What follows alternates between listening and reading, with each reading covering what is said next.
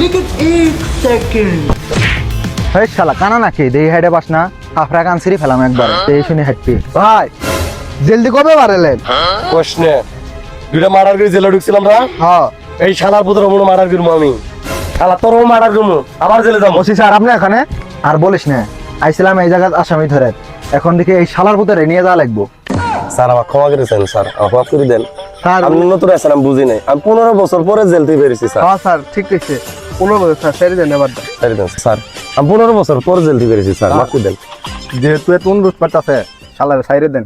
এই তুই যাবি যা যা এই তুই যা আর কখনো ফোনের কথা কবি না যা। এই পাগল হয়েছেন নাকি?